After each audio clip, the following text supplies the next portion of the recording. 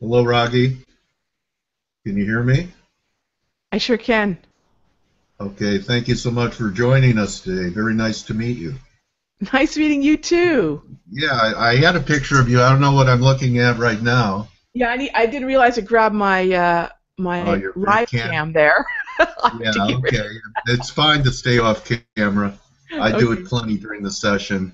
And when you want to go to a screenshot, you just Okay. scroll up to the left-hand corner, Yep. and you'll see a green box with an arrow.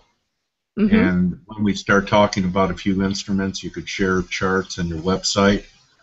I read Okay. your bio, Raghee, and I believe Oh, I'm pronouncing your first name correctly. you are. Absolutely. Okay, great.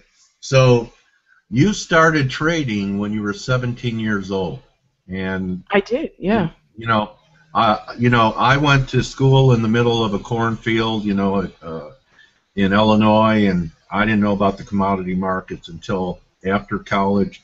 Starting at that type of age, at that age, do you remember what positions you took home into your prom weekend? I had actually my well actually it's probably a pretty easy guess because my favorite markets back then were the least expensive with the most volatility. So I was in and out of markets like cocoa, sugar, Okay. orange juice. That was the markets I was I always in. remember those days. So I remember those days when you had 2, 3 cent sugar and all the commodities were depressed. $2 corn, $3 wheat. A lot of people that are fairly new or have entered the business in the last 10 years. We had a chant in Chicago for a long time, beans in the teens, and Oh yeah, that, remember that? That was I a, do. was a cheerleading call from the floor of the Board of Trade, and that finally happened before the commodity bust out. And even with commodities being under pressure for a few years, grains are still almost twice as expensive as they used Mhm. to be. And Mhm. people are complaining about sub $3 copper, but I remember 50 cent copper. I remember when those initial margins used to be a whole lot less. It's funny you mentioned Yeah, grains. I had yeah, a play that I was hoping to take advantage of in coffee on an El Nino play, and I was being a little optimistic about it. And okay. ultimately, the El Nino is basically going to help coffee, and it's going to hurt the grains. And yeah, you mentioned grains, and I'm thinking I need to be looking at those a little bit more and give the currencies a break. So, I know that you've developed your own style, but early on, we're all out there looking for influences or, what fits our trading personality. We're all Hmm. learning about technical analysis, different, million ways to skin a cat. Who influenced you early in your career? Early Charles Dow, Richard Schaubacher, those were definitely the books and the that's what I got a hold of back then. It was 1988, Okay. 1989, and there really wasn't a lot by way of current conversation that I could go grab from my library. I Right. believe I got my hands on Technical Analysis and Stock Market Profits, a stinky, tattered version of that, and there might have been another book, but that was really it. That was really it. So So, charting was so kind of how I anchored to the market. okay, so then you were pretty much self-taught, and do you agree with me that you can't learn experience? It only comes with the passing of time and living through things. I think that what do they say? A wise person learns from other people's mistakes. I'm certainly Oh, not wise, so right. I think yeah, the only way. Oh wow, look at this Dow breakdown. The only way that I was able to internalize the lessons was just to get in the market and get my hands dirty, and I think Wow. a lot can be said about just living the Yeah. experiences and managing them. Luckily, um, I didn't have to suffer too many big losses early on when I didn't know any better. So I think a little bit Yeah. of luck goes a long way too. Okay, well, that's a great testimony. So get your hands dirty. Get your And hands dirty. I know that you teach people now, Raghee. I talk about the fact that people really shouldn't go live with full-size accounts for 6 months, at least a year. Why should trading be any less difficult than getting a BS or a BA college education? And I don't want people to pay Ivy League tuitions to the market. But people do not take demo accounts seriously. So I tell people kind of a half step would be micro lots in FX for a period of time. So they take it seriously because even if people have $10 at risk, they're going to take it more seriously than if they have nothing at risk. What do you tell your mentees? I think, you know, number one, I agree with you, and you said it far more eloquently than I'm about to say it, but what I tell traders is I never had a demo account. That wasn't something that I ever had. That wasn't even something I knew I had access to. We had paper. We 89. did it on paper, didn't we, Rahgee? And I didn't even have enough sense. You know, when you're 16, 17 years old, you're invincible. So I don't need no stinking demo trade. I don't need any paper trading. Yeah, I know. You know what So I the used to say? bravado of the age. Yeah, you know what? People used to say, well, Dale, I've been paper trading for about 6 months, and I would ask them, well, what's the worst thing that could happen to you when you paper trade? And they would go, oh, I don't know. I said, well, you know, maybe you get a paper cut. So you're right. You have to have equity on the line because technicals are one thing, but once money's involved, it's all about psychology and emotions, isn't it? Well, you know, and I think that's why, you know, if you go to Vegas and even if it's a nickel slot machine, even if it's a nickel, there's something real on the line. And I obviously, without real money on the line, you're missing out on 90% of the challenge that is, for sure, that is trading. So I've looked at demo trades as a way for people who say, well, you don't believe in demo trading. It's a great way to get to know the platform. And if that's the way I'm going to be executing my ideas into the market, I need to know the platform. But beyond that, you got to get even a limited amount, you know, micro lots, mini lots. You need to get a little skin in the game to really get a feel for it. And I'm a big fan of really probably a little contrarian to most advice. I'm a big fan of just jumping into it. Once you have a system and once you know your platform, just do it because you're going to know pretty quickly if this is for you or not. Because, you know, it's funny. This year I kind of woke up on the 1st and said, this year is about being a practitioner.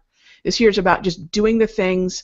You talk about teaching, and it's really easy to kind of slip into the teacher, guru side of things, right? But I want to be a practitioner. That's really what it is. Watch what I do, even more than what I say. Watch what I do, and I think I try to be as transparent with my YouTube channel or my Twitter feed as much as possible.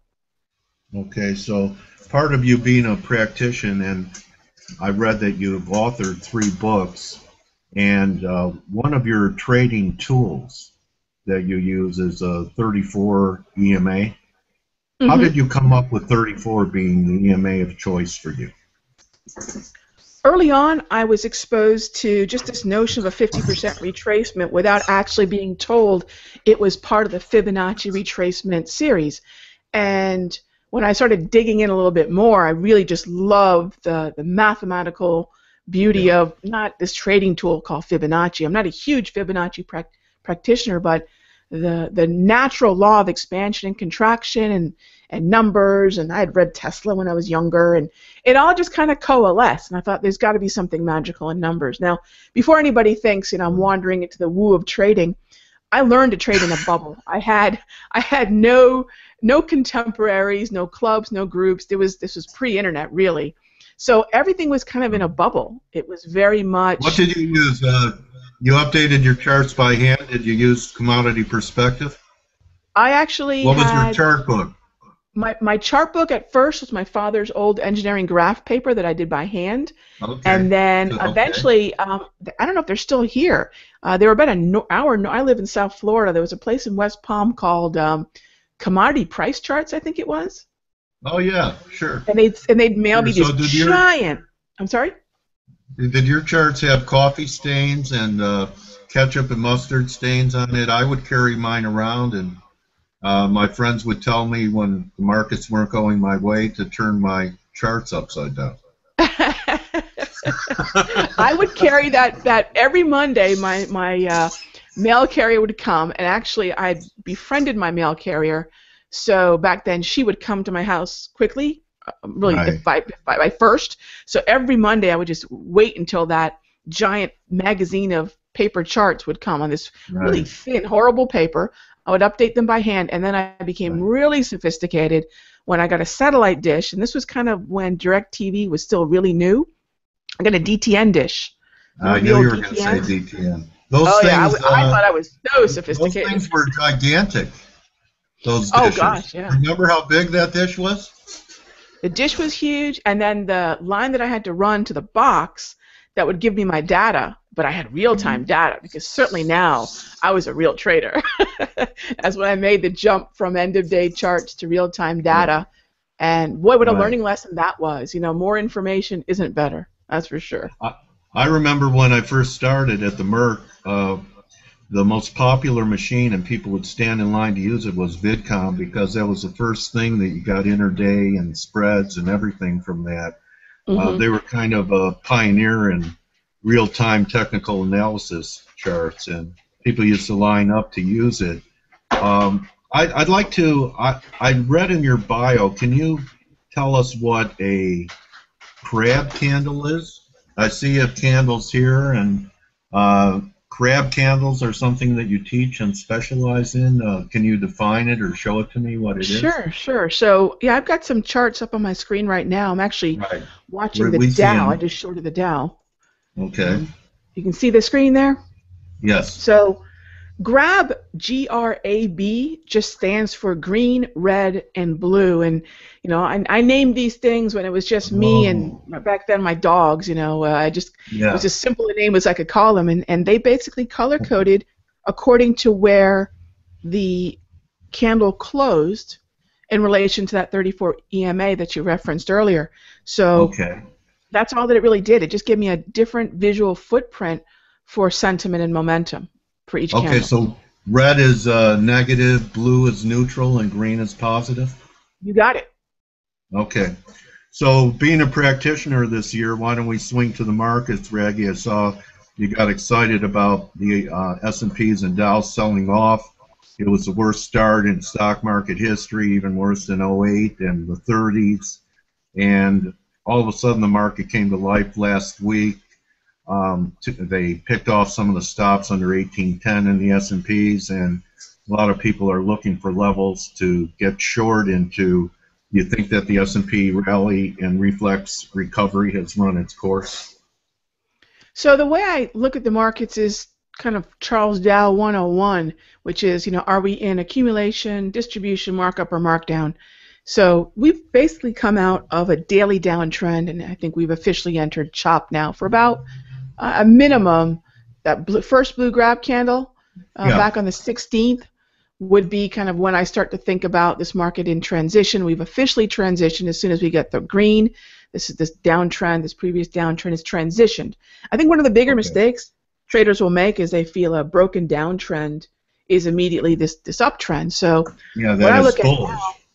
now, they would get, I think, presumptually bullish. What I look at is respecting the trend that was. In other words, the previous psychology, I think, is still probably the larger dominant psychology, despite the fact that we've bounced the way we have. Now, just to kind of take it aside here, as far as, you know, obviously a lot of folks would be watching are Forex traders. There are a handful of futures contracts that I think are really helpful to Forex traders to understand if they're trading certain individual currencies. There's no way I could trade the yen with the confidence that I do, minus understanding what's happening in the Dow. I'm not as big an S&P fan because of just the huge amount of tech weight in the top 10 weighted stocks in the S&P. So I tend to, you know, focus on the Dow a little bit more. So I'm really looking at the Dow to understand the risk environment, what the carry trades may be doing, what the yen for sure is doing, things like that.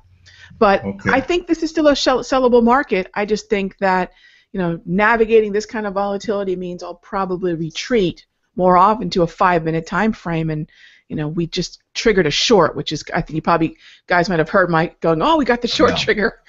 So I'm short right now.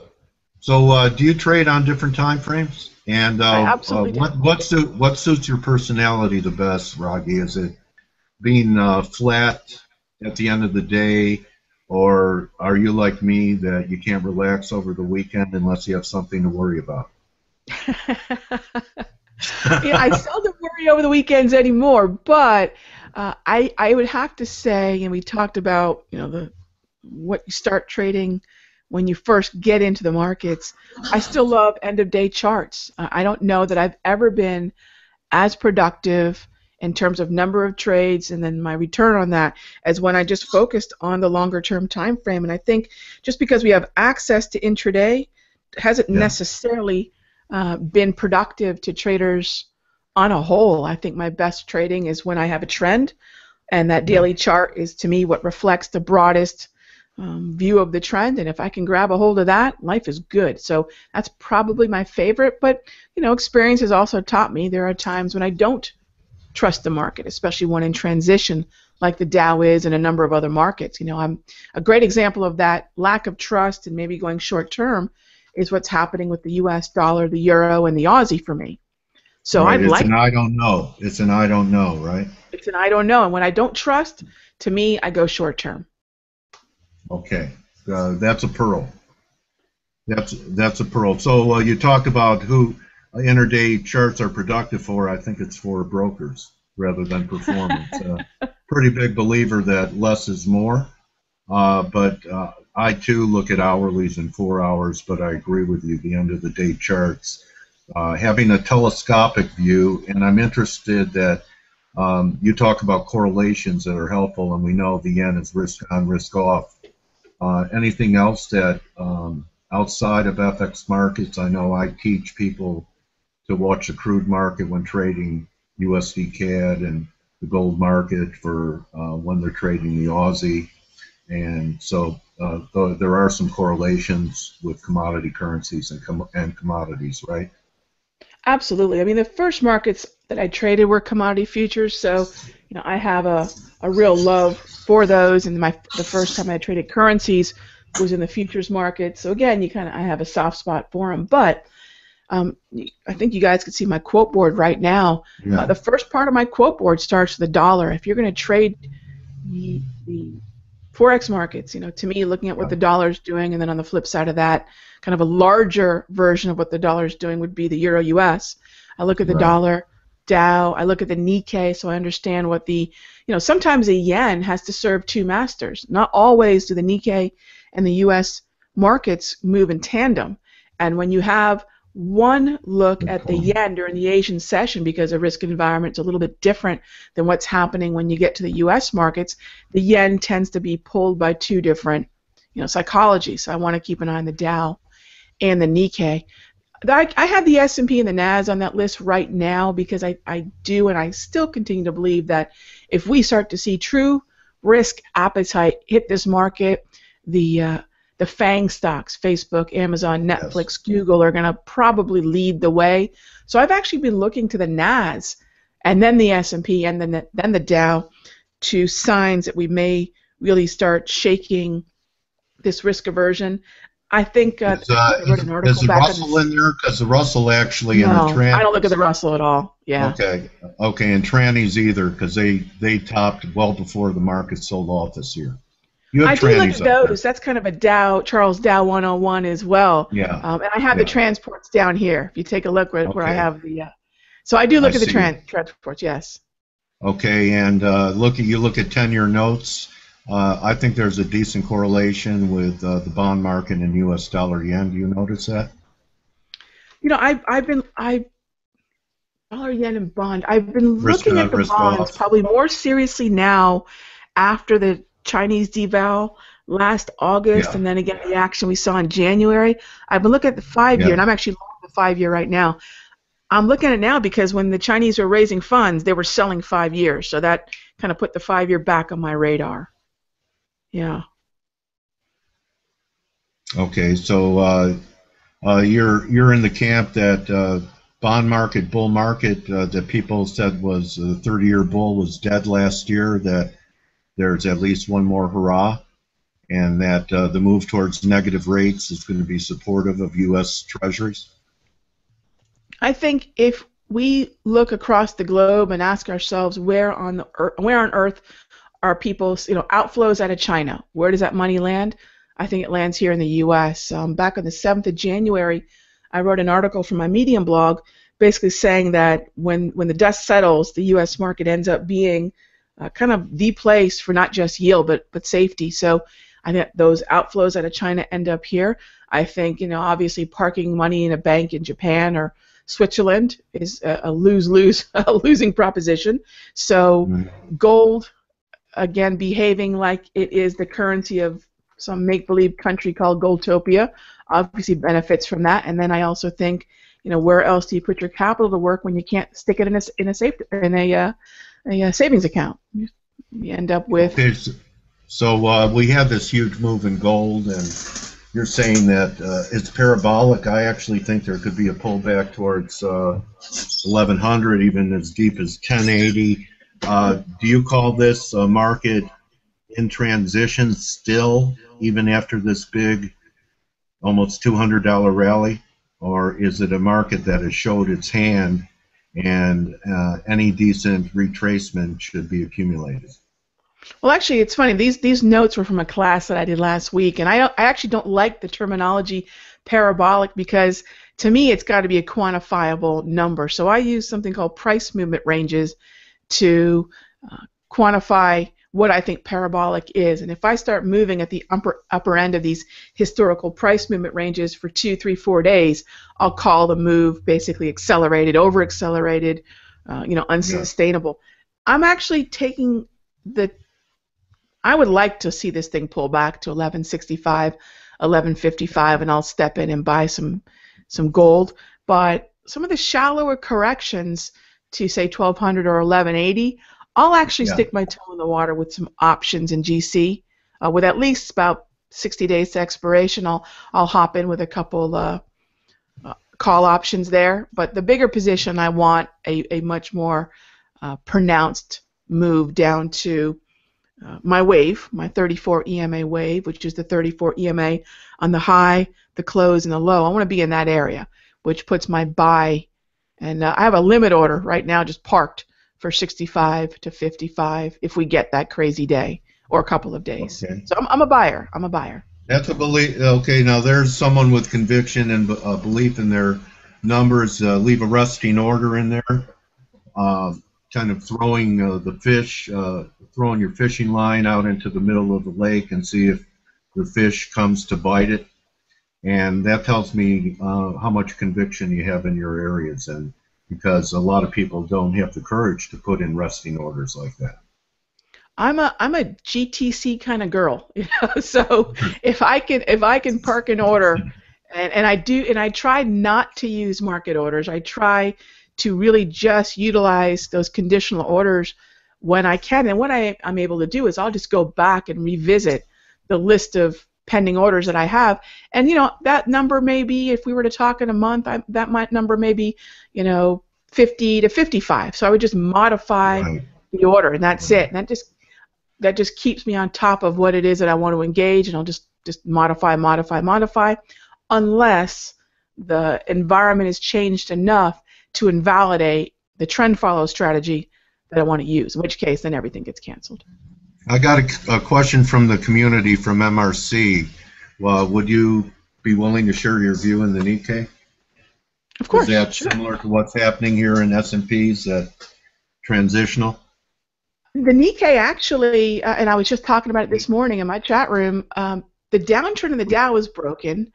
So what I'll basically do is I'll continue to look for Nikkei shorts, but I'm going to do so with smaller size because I talked about earlier, sometimes the yen's got to serve two masters. Well, on one hand, we're probably seeing a little bit more yen weakness with the risk appetite here in the U.S., but on the other hand, the Nikkei is still very much in a downtrend. So, when we get over into the Asian session, we see a little bit more yen strength with that risk aversion. The pattern looks incomplete when I look at it. I don't know if you remember a guy named J.R. Hill, but I've been kind of become known for teaching people 3 drive formations, and it looks like we have 2 there. So to me, it looks incomplete. So maybe the Nikkei can make a new low, and we get a higher low in the Dow and S&Ps, and then they all rally together. And I'll definitely, I guess I'm having a hard time really wanting to get too bullish in equities. Probably 2 things. A little bit is just letting go of what was working so well. I spent most of January and February shorting the Dow with glee. And Right. then now, there's the pig in the head, and I was talking quite a bit about this. There's the pig in the head saying, what do you mean it's over? What do you mean we can't short this? Don't you remember all the fun we had? So, there's always that struggle. So what I did to shut the pig in the head up is yesterday I bought a few puts on the Dow. I bought some June puts on the Dow, and now what it does is it frees up more bandwidth for me just to go ahead and manage some older calls that I have based upon a weekly oversold market, and then just day trade the Dow and take it session by session, be very nimble about it. So that's how I've kind of satisfied this urge to want to be short, to manage an existing position with some calls based upon the weekly, and just do what I need to do session by session on the daily, and really focus on the day trading aspect of it. That's a great point. Thank you so much for that. Rahgee, you said that we're in an I don't know or transitional or neutral pattern in the euro and the dollar. Are there any lines in the sand that would give you an idea for direction of where we come out of this and where there could be something meaningful to either side? To me, in the Dixie, it looks like we have to get back above 98.50 to arrest this recent break that we've had, and for now I'm giving the downside the benefit of the doubt. How are you seeing the dollar and euro here? Sure. Just let me touch on the person who asked about Nikkei, just so you guys know where I have resting orders. I'm looking at that. Well, I'm going to be rolling out of the March contract here pretty soon, but take a look at where the 20-period simple moving average and the 34 EMA low are, and that's pretty much where I'm looking to short the Nikkei. As far as the dollar index goes, all my cards on the table, I do have still a small short position in the dollar, and I have a small long position in the euro US. So that kind of tells you, where I'm looking. However, I also know that my timeline is between now and the early part of March, because here comes Draghi, here comes the ECB, and what is he going to do on March 10th? And is he going to actually, the bazooka that he's been known to use and blast some stimulus?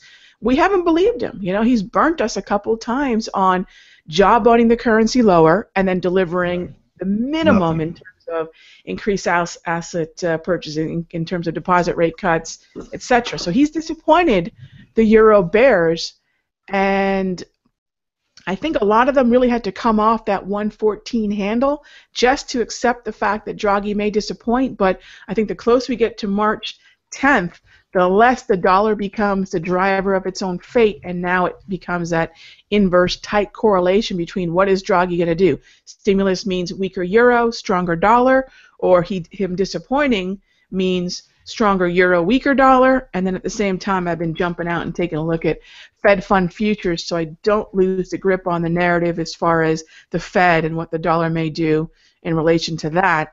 And I'm actually long Fed fund futures, so that tells you I'm not really looking at a rate hike this year. Do you think the Fed is one and done, Rahgee? I try to think less about what Rahgee thinks and more about what Rahgee sees. And so when I look at Fed fund futures out into June, when I look at Fed fund futures out into September, and even the DEES contract, I realize that there's very little reason for me to look at these contracts and say that the market's expecting any kind of hike so far this year. And even if I go out and look at the probability percentages, when we hiked in December, that probability was up in the mid-80s to 90s for a while. And while we have some decent probability percentages on that CME tool that you can get, I think it's called Countdown to the FOMC tool, there's just nothing convincing there. And I've been actually, I just put on a couple swing buys on Fed fund futures long. Just that's the direction, and suggesting no hike this year. Yeah, so that's where I sit. Anything that we should be aware of going into this election season?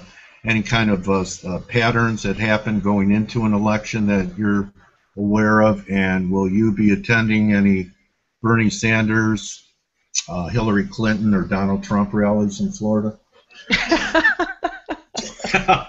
Oh my gosh! I think I don't care who we elect; they just get crunched into the meat grinder that is D.C. I really have zero interest in politics.